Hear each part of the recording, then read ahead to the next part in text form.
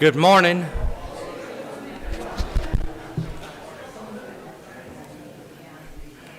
It is time for us to begin. I've given you a few extra minutes. I'm taking away from Tom, who's speaking. He'll charge me for that later, I'm sure. It is good to have you with us. If you're a guest, you're an honored guest, and we welcome you. I don't see any strange faces except these two up here, but I see you, and you got Mama's hair. That's good. But we do welcome you. I'm just going to introduce Tommy and real quickly and give you some information that I've gathered from them, and I'll let Tommy preach the word, and I know he's eager to do that. And we do thank him and his wife for being here with us. Tommy O'Kelly and his wife, Amana, let me just go ahead and say right up front, it's probably her you want to talk to. She owns Aunt Mo's, is that right? Aunt Mo's Cheesecakes. Yeah, she's right here. Yeah, she's right here. We'll go best cheesecake. There you go. We got testimony. That is important, I know. Tommy, of course, is a graduate of Chattanooga School of Preaching and Biblical Studies. He is also currently the preacher at Sablina. I get it. I'm sure I'm messing it up. Road Church of Christ, and we are thankful for him. Also, he is an Army vet. I think it's important to call that out to attention. We thank him for his service, as we do all vets. They have a son who is at Freed and getting ready to graduate.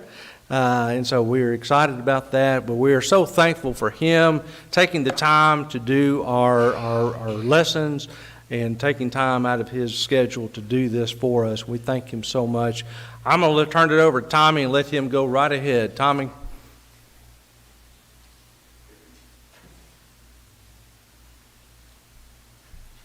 Good morning. Hey, I like that response. It is so good to be with you this morning. I appreciate this opportunity and this invitation to be here. And this is a class period. That's the way I've designed this lesson. So I will call upon you to participate with me, if that's all right, rather than just doing another sermon. It is a class period, and we dive in and we can enjoy the study of God's Word together and certainly can glean from it. This morning, as we look at the lesson for this Bible hour, it's called Mayday, Mayday, Ignite, Ignites. On the screen there you have the picture of an airplane that is in a descent. It is coming down. Of course, this is one of the older planes. It's not necessarily one that you would ignite the engines, if you will, like a jet airplane or a modern day aircraft. But it is one that you would have to start up. You would have to get the ignition to turn over, if you will, the propeller, and get it to fire up. So there is, to some degree, an ignition process.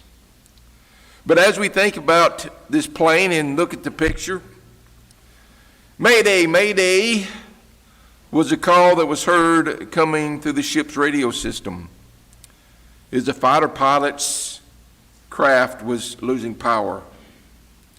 The ship's radio operator relayed to the pilot to reignite the engines, but the engines simply would not reignite.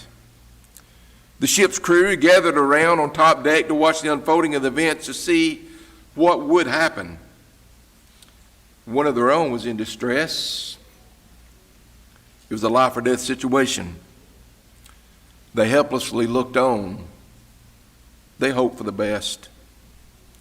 As the crew listened to the conversation, they again heard the pilot state, "Engines will not ignite." The pilot was quickly losing altitude and was too low to eject. The pilot received instructions: "You're going to have to make an open water emergency landing. And we bid you the best of luck." The application for this morning in our Bible study hour is the Mayday calls have gone out. I want you to look to the person behind you, in front of you, next to you for just a moment. Just look around the room. And I want you to consider these individuals. Maybe they are individuals who have sent out a Mayday call. They're trying to figure out what to do, and the Mayday call is going out asking, what do we do? What do we do? What do we do?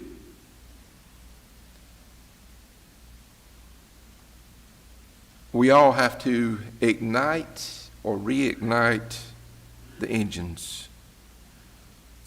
Every one of us this morning are needed on top deck. Every one of us this morning are needed to aid or to help fire the engines back up. You know, throughout the scriptures, one of the things that God would state to his people, especially to those children of Israel, is that they needed to be a zealous people. Their engines needed to be burning brightly. They needed to be on fire, if you will. As a matter of fact, in the book of Matthew, we read that no one lights a lamp and does what with it? Hide it under a bushel or hide it under a cover of some kind. What is the purpose of not hiding that lamp? It needs to shine, right? It needs to burn brightly so that everyone can see. And so as we think about that this morning, there's three areas I want us to look at and relate to Mayday, Mayday, ignite, ignite. Number one, we are going to look at the plateau. Number two, we're going to look at the descent. And number three, we're going to look at the ignition or reignite. A plateau, commonly called a plain perhaps, is an area that would lie down in a between mountains or hills. It is a somewhat flat area. It is an area where you could go in and you could seek shelter from storms. It is an area where you could perhaps even begin to develop and grow crops. It's a place where you could actually settle down and build a house. So plateaus or the plains are areas that are very beneficial. And if you think about a plane that is coming down and the call goes out, Mayday, Mayday, and they have to make that emergency landing, one of the very first places you're going to look is for a flat area or somewhere other than a mountaintop to try to land their plane in. They want to get to as flat of an area as possible in order to make that emergency landing. A plateau is a great thing in terms of physical nature, as they provide shelter from storms, land to cultivate, and so on. But really, is that where we need to be spiritually? And friends and brethren, let me say this. I'm afraid so many times that many of us find ourselves, we have hit that point to where we were coming down and we were hollering Mayday, Mayday, and we finally just gave up. And so we see this plateau, this plain, and we are like, you know what, I'll just land right there and that's where I'll stay. Any of you feel like that sometimes? I'm sure that all of us do. Instead of trying to reignite, instead of trying to set the engines on fire again and have that zeal for God, we decide, well, you know, there's a place that I can just land, and I can just land in the plateau, and I can just dwell there, and everything will be just fine. Rather than looking to the mountaintops and saying, you know, I need to aspire to be over those mountaintops. I need to grow higher and go higher. As we have in the Army, be all you can, be all you can be. Sometimes that slogan goes a little too far and you think, man, I think I've already done all I can do. But the plateau, every one of us has hit or will be hitting this in our Christian lives. How do you think it comes about? What do you think? What's some thoughts? How does it come about? How do you wind up getting to the plateau area? Anybody?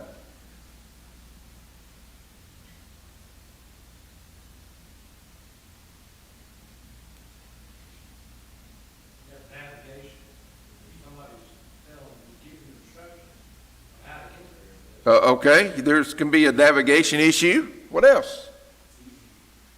It's easy. What else? You're facing, I guess you could say, turbulence. You're experiencing a lot of negativity. Absolutely. You want a way out. Absolutely. Turbulence come along, those troublesome times, and you're looking for somewhere to shelter, right?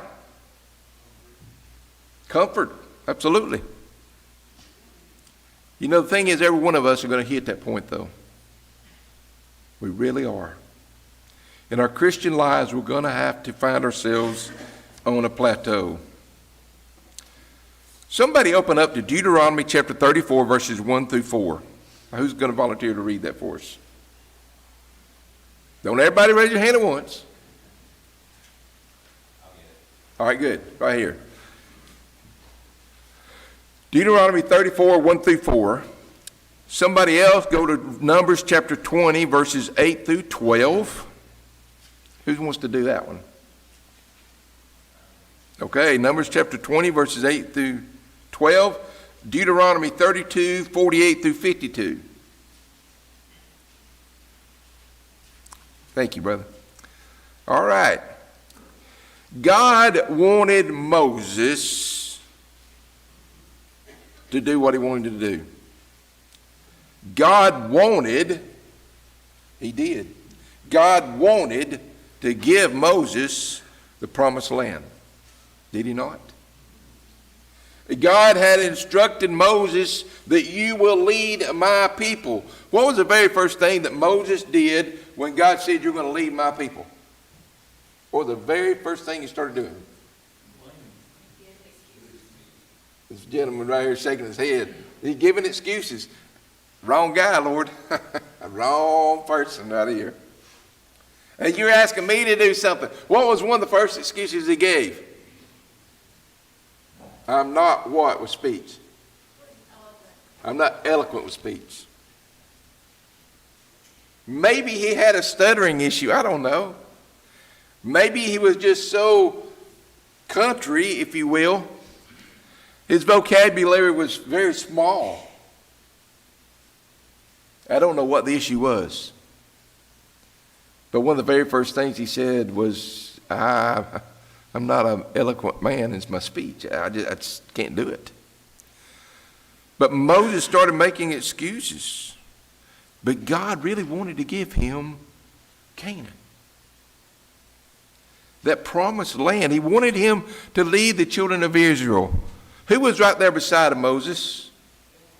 Aaron. Who was Aaron? His brother. What else was Aaron? A priest. The two of them. Can you imagine being tasked with that? God is saying, look, Moses and Aaron, the children are on this plateau, and they really were. They were out in the wilderness, were they not? God said, I want you to lead them to the mountaintops. I want you to take them to a place that they've never been. I want you to carry them into this land that I promised. I want you to lead them. And you're going to find this land to be more than you can imagine. It's going to be more beautiful. It's going to have more crops. It's just going to be everything you can possibly imagine that you need to live and survive. I want you to lead them to the mountaintop. But you know, it's kind of ironic that Moses began to make up excuses. And as he did so, he was essentially saying, God, you know what? This plateau is pretty nice. The plain right here is a pretty good place to be, right? Let's go ahead and read Deuteronomy 34, 1 through 4. Then Moses went up from the plains of Moab to Mount Nebo, to the top of Pisgah, which is across from Jericho. And the Lord showed him all the land of Gilead as far as Dan, all Naphtali and the land of Ephraim and Manasseh, all the land of Judah as far as the western sea, the south, and the plain of the valley of Jericho, the city of palm trees as far as Zor. Then the Lord said to him, This is the land of which I swore to give Abraham, Isaac, and Jacob, saying, I will give it to your descendants. I have caused you to see it with your eyes, and you shall not cross over there. That last part, what did he say? You shall not what? Cross over there. Who's got Numbers 28 through 12? Brother? Take the rod, you and your brother Aaron, gather the congregation together, speak to the rock before their eyes, and it will Hold up right there. What did you say? What are you supposed to do with the rock? Okay, go ahead. speak to the rock before their eyes, and it will yield its water. Thus you shall bring water from them out of the rock, and give it to the congregation and their animal. So Moses took the rod from the Lord as he commanded him, and Moses and Aaron gathered the assembly together before the rock. And he said to them, Hear now, you rebels, must we bring water for you out of this rock? Then Moses lifted his hand and struck the rock twice with his rod, and water came out abundantly, and the congregation and their animals drank. Then the Lord spoke to Moses and Aaron, because you did not believe me to hallow me in the eyes of the children of Israel.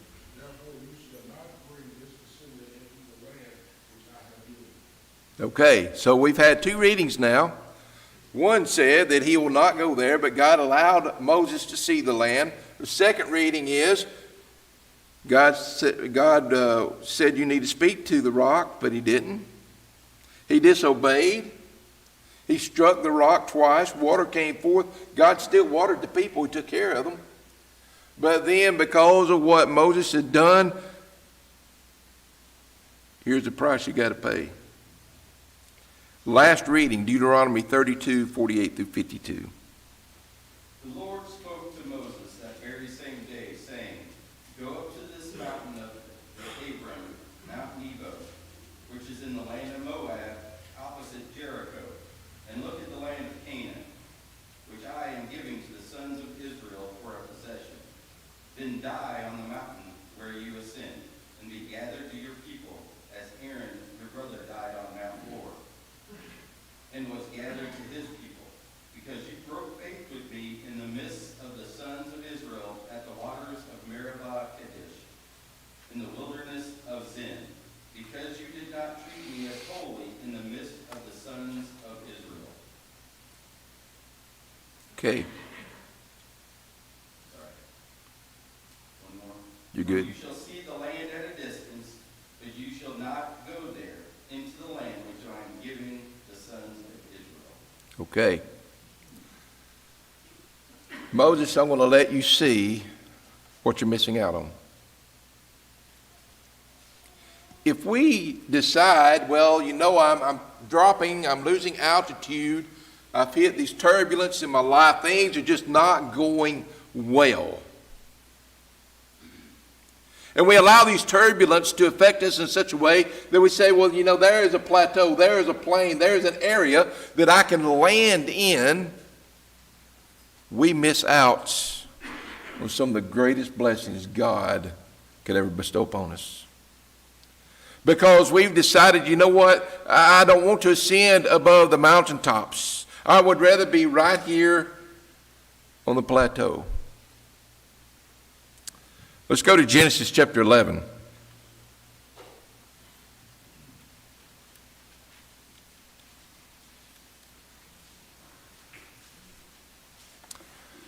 The plain of Shinar.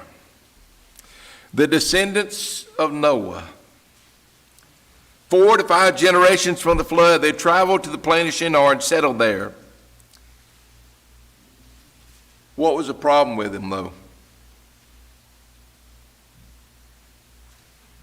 What was the problem with them?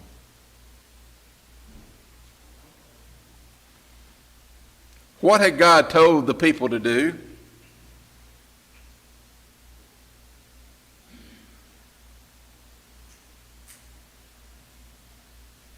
What did he tell them to do?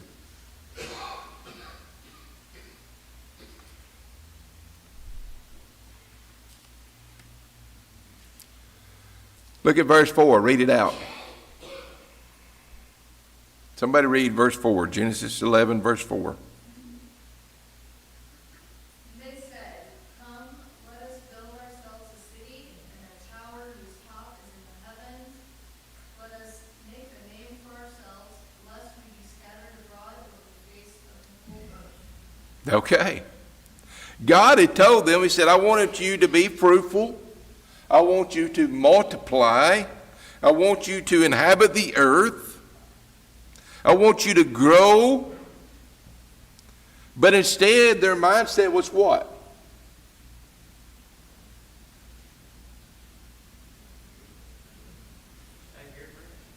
Let's stay here and rest. Look at this beautiful plateau. We'll stay right here. We'll make a city. Making a city is great. But after you've made that city and you got everything established, I really don't think God would have had a problem with that. But once you get it established, you need to carry out what God wanted you to do. You need to continue forward. God said, I want you to be on the mountaintops as well as in the plains. God said, I want you to be fruitful. I want you to multiply. I want you to grow. I want you to spread out. But they were content with being in the plateau, with being in the plain. As a matter of fact, they were so content, they said, here's what we'll do. We're going to build this tower, and this tower is going to be huge. It's going to reach the heavens. They all spoke one language. What did God do with this situation? Anybody? He did what? He scattered them. What else did he do? Okay, what else? Somebody changed the language. What did you say? Yeah, that's right. Changed the languages, made multiple languages. He said, this is great. I'm glad you guys are here. I'm glad that you're able to be together and you love each other or whatever it is. But you're not doing what I want you to do. You're not aspiring to be where I want you to be. Church, does it sound like us today? Does it sound like any of you in this room? Mayday, mayday, I'm going down. Maybe we don't get the response that is needed. And therefore we say, well, there is a plateau, there is a plain, there is a place where I can land and I can just sit. Oh, I can develop my city. I can have people around me. Everything would just be great and fine. But is that really what God wants us to do?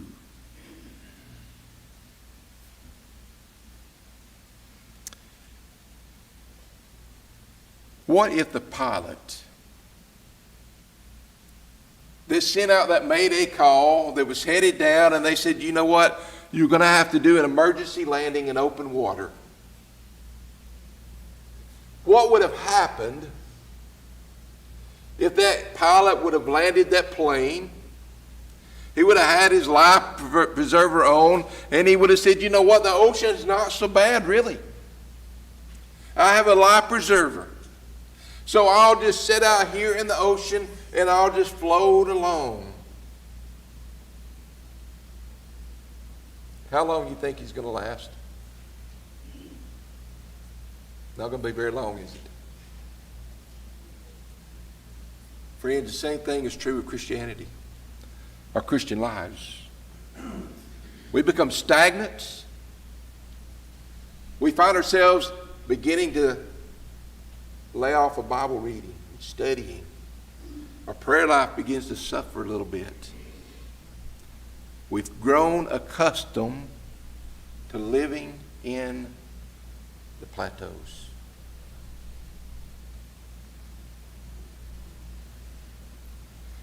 It all begins with this one thing, though, the descent. 2 Corinthians 13 at verse 5. Examine yourselves as to whether you are in the faith. Test yourselves. Do you not know yourselves that Jesus Christ is in you, unless indeed you are disqualified? The very first thing in that particular verse is what? Test yourselves. Do I need somebody to test me to find out if I'm alive? Anybody need me to test you this morning to see if you're alive? Raise your hand. I will test you real quick. I promise. I will come up to you and I will grab you on the back of the arm and I will twist that skin. What do you think you're going to do? I think you better believe you are. And I might get slapped in the next year. I don't know. But you know what? The thing is, we don't need anybody to do that to us, do we? We can pinch ourselves. You've heard that before. Am I dreaming? Let me pinch myself, you know. Well, if you pinch yourself and that hurts, then obviously you're alive. But the thing is, we must test ourselves. And as we test ourselves, we need to be honest with ourselves and say, am I in a descent? We don't get to the plateau without first having a descent.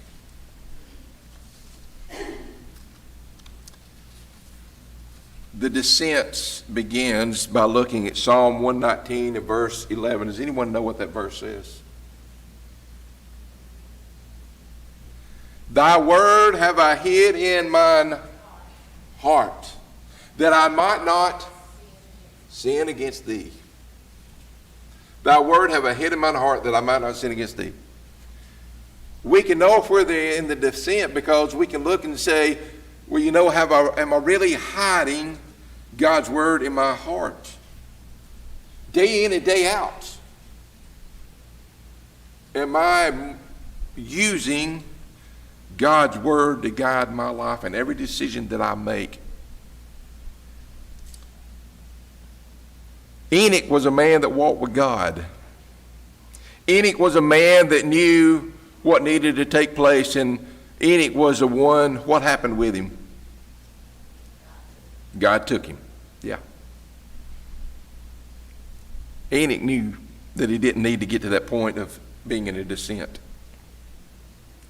The descent, though, is when we become overwhelmed, we become frustrated, we're blocked by situations, we're unable to cope. Eventually, we're drained of energy, we're used up, and we have absolutely nothing more to give. And it all returns to us in a callous system or cynicism. Don't knock yourself out for anybody. Imagine for just a moment if the elders here, they're trying to lead the congregation, they're trying to shepherd, they're trying to be that good shepherd, and as they do so, the members just really don't respond. Y'all got some stubborn sheep, don't you, brother? Stubborn sheep. You go there, you kick them in the back end, say, come on, let's go. You grab them by the horns and you're pulling on them. You grab them by the ears. You're trying to yank them around, and they just don't want to do anything except for fall down. The descent. You know, eventually an elder, a preacher, a Christian can get to that point because too many people are in the plateau. We're trying to say, ignite, ignite, ignite, reignite, reignite, get the engines back on, let's go to work. And finally they get to the point where they're in the descent themselves. And they're like, you know what? Why bother? I'm killing myself for what reason? I'm knocking myself out for what reason? It's the same response over and over. Another word we could look at to describe this would be burnout. Anybody ever had burnout at work? Raise your hand. Anybody ever had burnout at church? Come on, be honest. I'm a preacher and my hand is up. I guarantee you. You have had burnout at church. If you hadn't, I want to talk to you after class. I really do. There is some hidden secret formula there. We get burned out as Christians. The descent of folks spiritually, the engines have failed. They can't be reignited, or they won't ignite. You know, when you start this downward spiral, only one of two things is going to happen. Number one, you're going to find that plateau and you're going to land in it. Number two, what do you think number two is? Okay, ask for help and get reignited. That can happen. But if you land in the plateau, then you're there. But what else happens? If you got a plane and it's coming down, it's in the downward spiral, it can't find a place to land, what's going to happen eventually? You're going to crash and burn.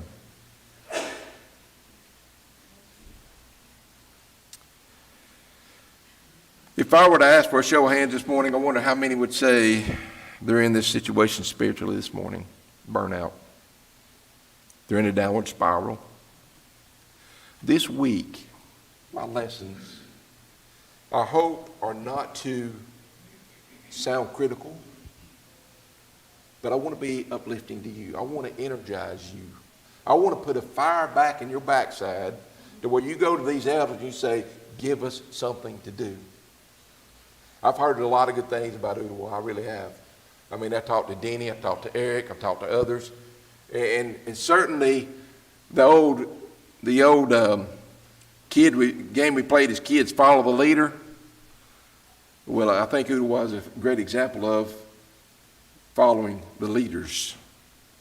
The leaders, the congregation is only as strong and only as healthy as its leadership. I promise you that. You got a weak leadership, you got individuals that are in burnout, you got individuals sitting on a plateau, that's exactly where the congregation will be. But if the elders are ignited and they're going around with their lighters and they're trying to reignite everybody and those engines fire up, we don't have to worry about a downward spiral. We don't have to worry about plateaus. So this week I want to energize you. I want to energize these elders. I want to encourage them with a great amount of love. Keep on keeping on. Reach for the mountaintops. Get out of the descents. You know, Samson in Judges chapter 13 was a man just like this. He was on fire for God, was he not? I mean, really, Samson, he's an incredible example. This is how you do Christian, you know. I get upset, I get mad at these Philistines. They want to mock God. They want to mock my father David. They want to ridicule, I got something for you, come on and get it. You know, Samson was an incredible individual. What was the one thing that Samson asked for that God was very well pleased with? Strength, what else? Faith, what else? Come on. What was he known for? Wisdom. Yeah. God, I just want to be wise. I want to be able to lead these people the way that my father did, or even better. I want to be who you want me to be. I don't want to be in a downward spiral. I don't want to be in a plateau. I want to be that leader.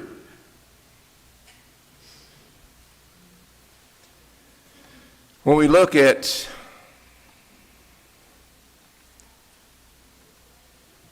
the Nazirite vow, he was not to drink wine or similar drink. He was not to eat anything unclean. He was not to cut his hair. All of these things would go into the Nazirite vow, the things that would make him who he was. But as we think about Samson, what are some of the mistakes that cost him? Anybody? Floor is open. What mistakes caused Samson? What mistakes got him in that downward spiral? Sister, I'm glad you said that, not me. I would not dare say that up here. What she said, all right? Listening to a woman. What else? Played with fire. You get burned, don't you? What else?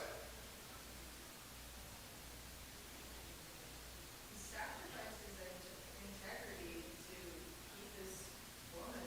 Yes, you better believe he did. What else?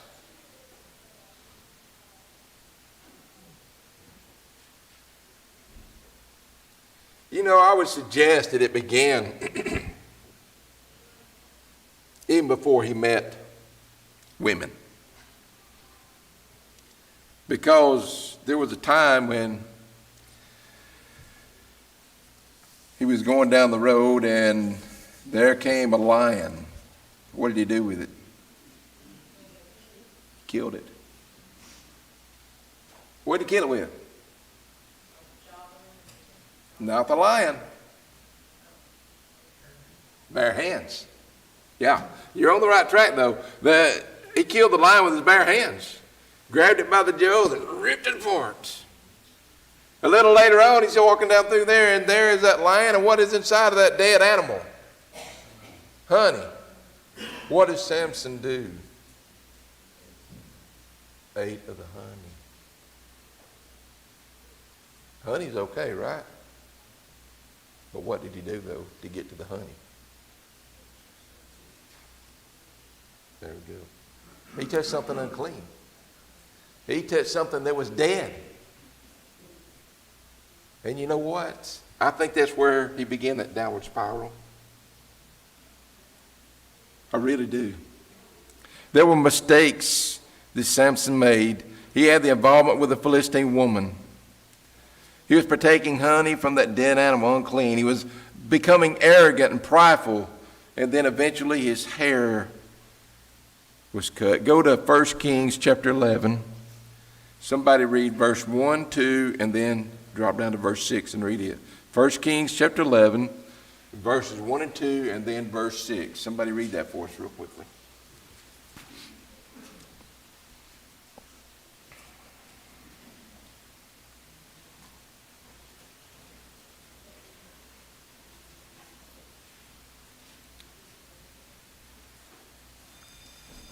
All right, go ahead. But King Solomon loved many foreign women, as well as the daughter of Pharaoh, women of the Moabites, Ammonites, Edomites, Sidonians, and Hittites, from the nation of whom the Lord had said to the children of Israel, "You shall not intermarry with them, nor they with you. Surely they will turn away your hearts after their gods." Solomon clung to these in love. Solomon did evil in the sight of the Lord and did not fully follow the Lord, as did his father David. He loved a lot of women. He did wrong in the sight of the Lord. Maybe his Mayday call went out, but he started that downward spiral. And instead of looking for a plateau to land, at least for a moment, and maybe somebody could reignite him, he just continued the downward spiral, and he crashed and he burned. And we recall the story of Samson, right? He had his eyes put out. He would be made fun of, and then eventually what does he do with his hands when he's standing in that temple, if you will, or that whatever it was? He pushed the pillars. His last request was what? Let me die here with these guys. Samson is a great example of someone that was in a downward spiral and didn't get out of it. My last point this morning. We need to ignite. Matthew chapter 6. Do not lay up for yourselves treasures upon this earth, where moth and rust destroys, where thieves break in and steal, but rather lay up for yourselves treasures in heaven, where moth and rust doth not destroy, and where thieves do not break in and steal. What's the last part of it? Say it, come on.